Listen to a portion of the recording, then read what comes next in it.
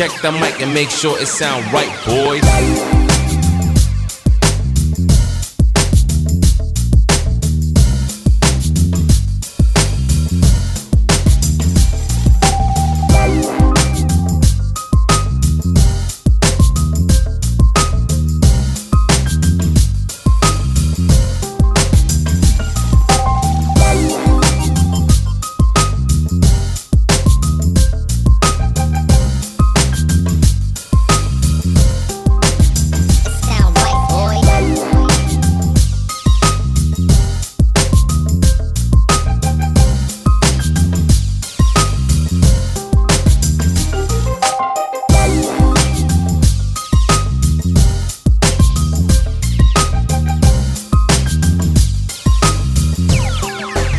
It sound right, boys.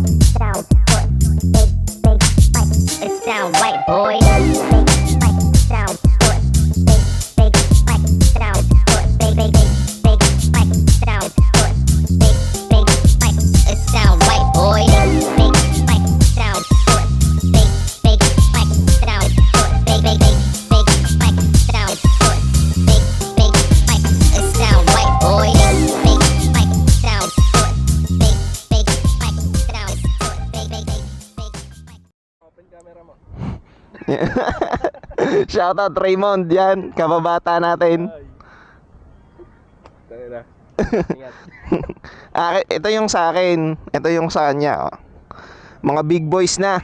Dating anong tawag dyan? Dating mga uhugin lang. Pa-bike-bike lang. No? Sige, diyan ka muna. Testing natin yung motor ni Raymond. CBR 500. Gandang dashboard, oh. Thank you, Lord.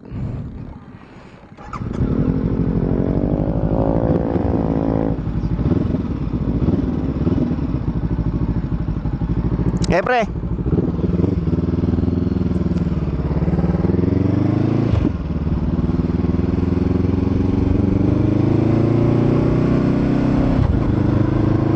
Wala pala siyang quick shifter.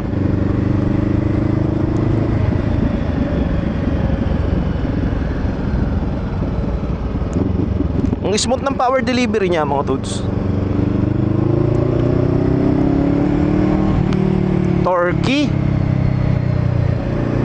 Torquey na smooth. Smooth yung batak, mga toads. Tapos parang ang bait. Naka-muffler na to, mga toads, ha.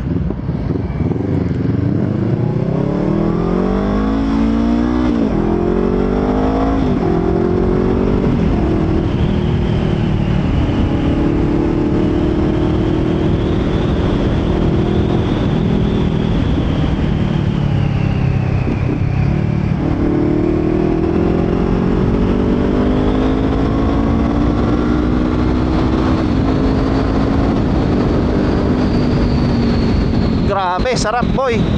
Lakas din. Ano siya, torquey pala yung yung performance niya. Torquey pala masyado. Yung bigat, mga toots, hindi mo masyadong ramdam eh.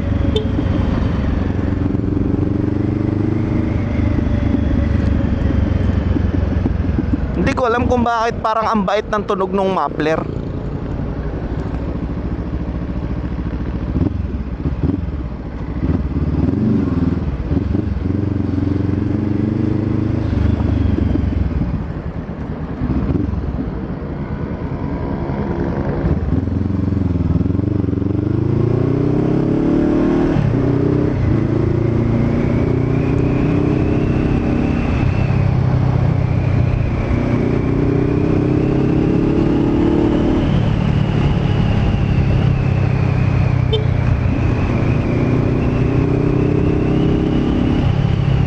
ganda sana na ito kung may quick shifter mga tuds.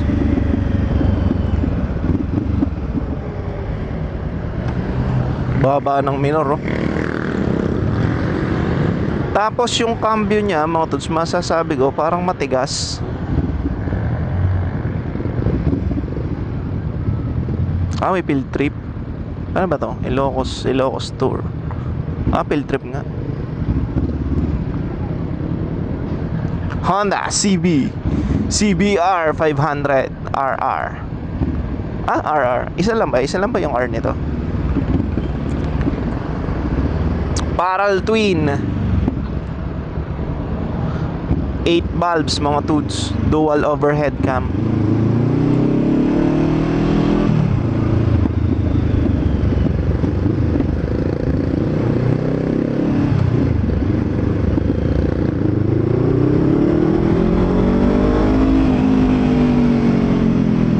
Sarap umo-overtake, puta ragis. Walang kabitin-bitin sa overtake eh.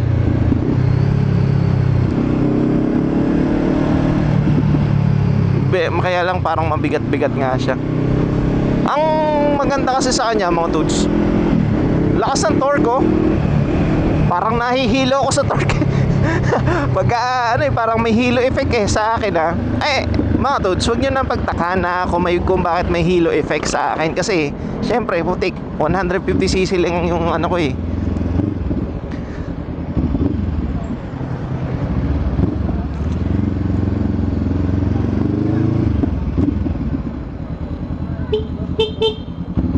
Ay, hindi ako narinig.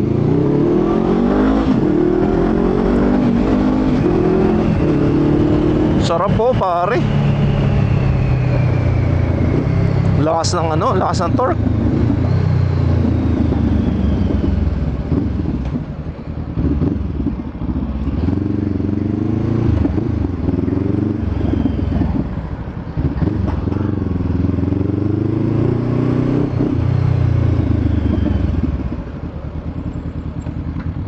Yung preno, braking power, solid din eh. Ayos din eh.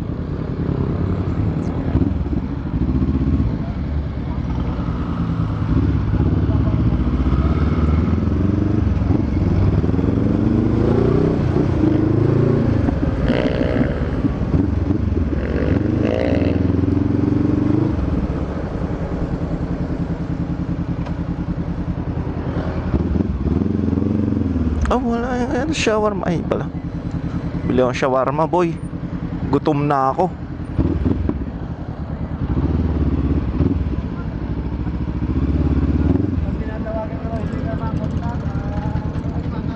Ayan.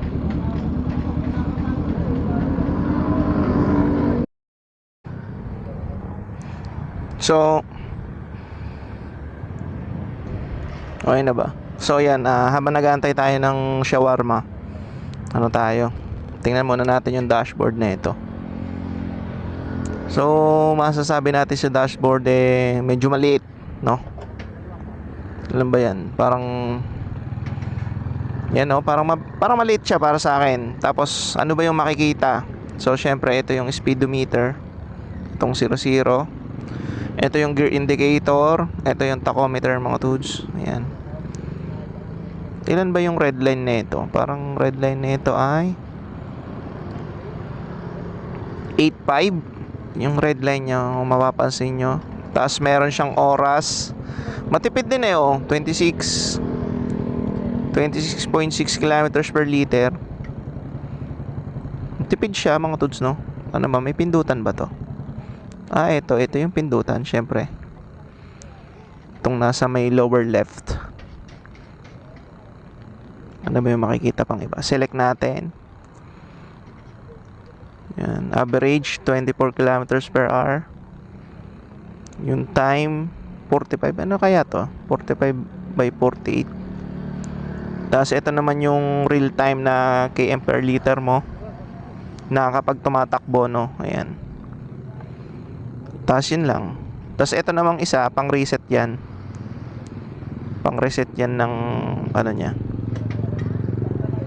Pang reset yan ng... So ito namang isa mga tuds, syempre pang reset yan ng trip A, trip B mo. Yan.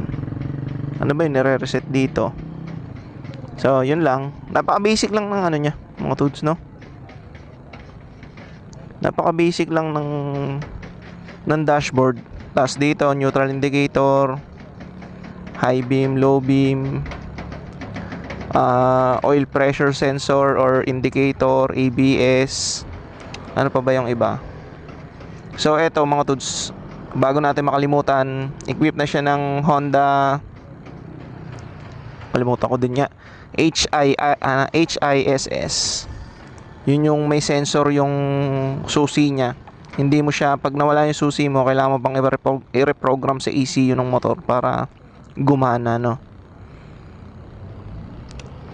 Tapos, ayan, meron ding check engine.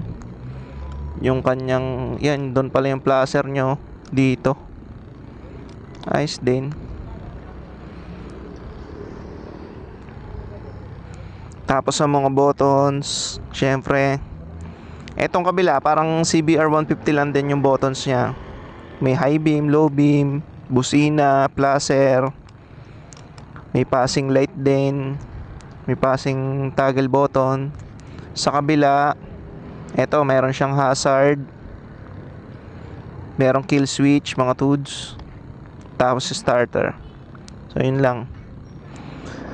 Equip na din siya kumpara mga tools sa mga unang modelo ng CBR 500 na naka-traditional forks pa rin.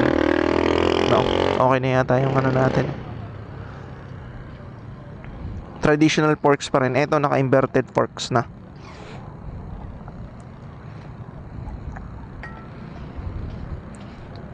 Okay na po. Dalawang jumbo. Ay, hindi pa.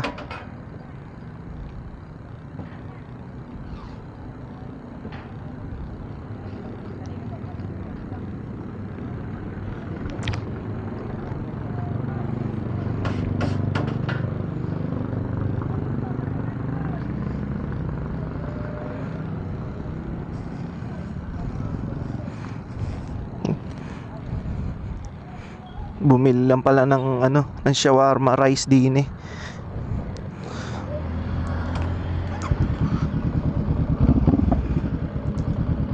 So tunog ng makina niya yan. Inline 2 mga tools.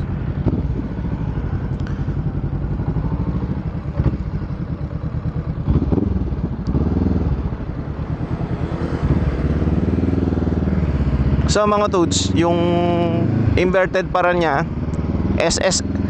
SFFBP din ng ano niya. Katulad din sa mga nakakabit sa Honda CBR na 150, no. Parang lahat ba ganun yung style ng ano ng forks.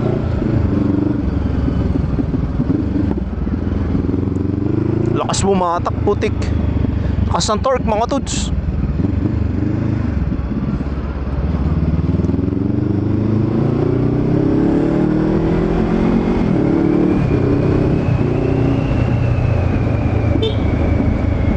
Sarap po.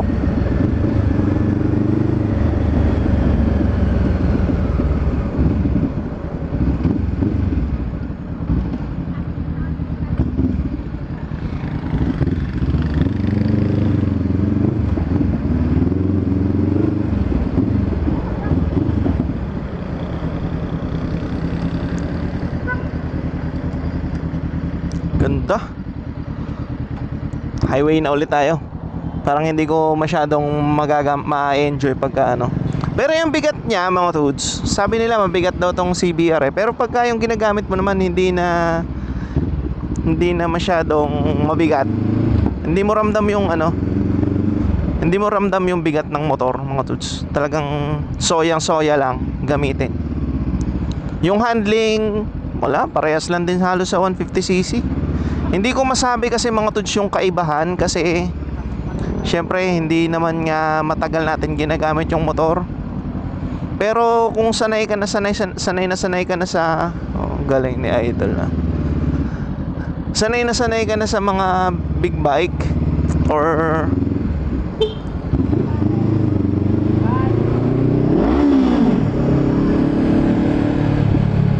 loko-loko po.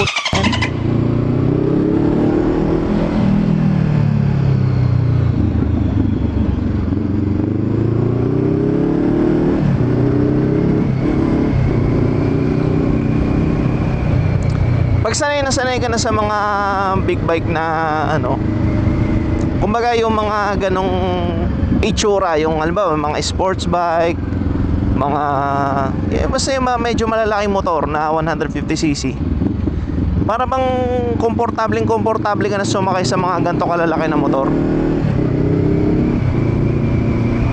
Hindi na, parang hindi ka na parang culture shock na eh.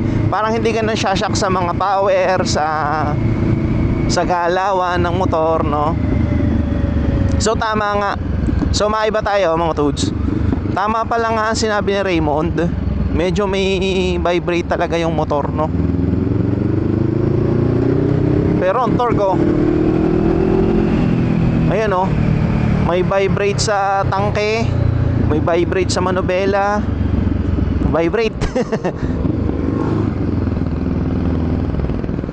So isa din sa mga nakapagpa-vibrate din kasi ng motor kapag naka-muffler, no?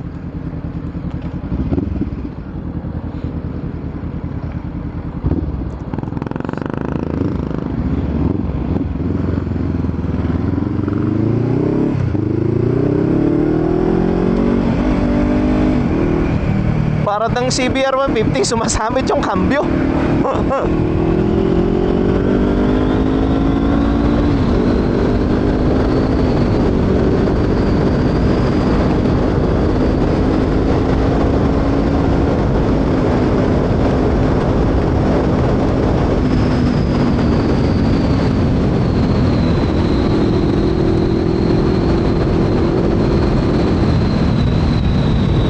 Ayos pre, sarap.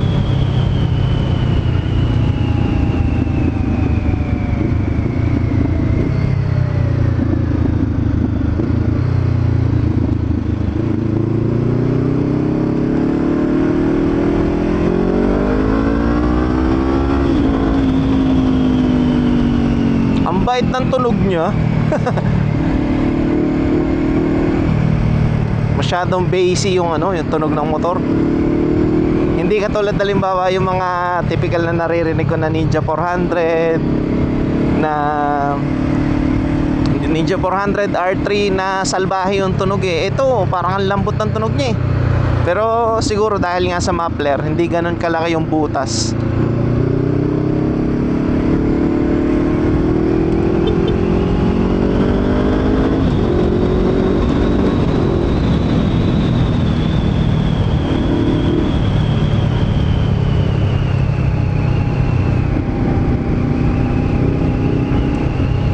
Sarap pare. Grabe.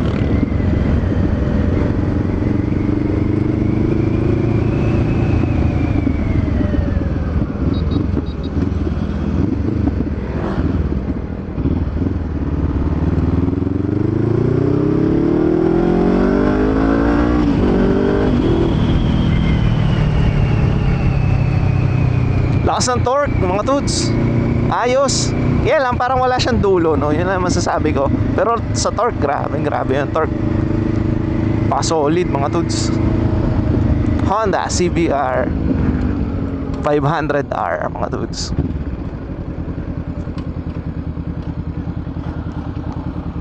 Yun, sarap.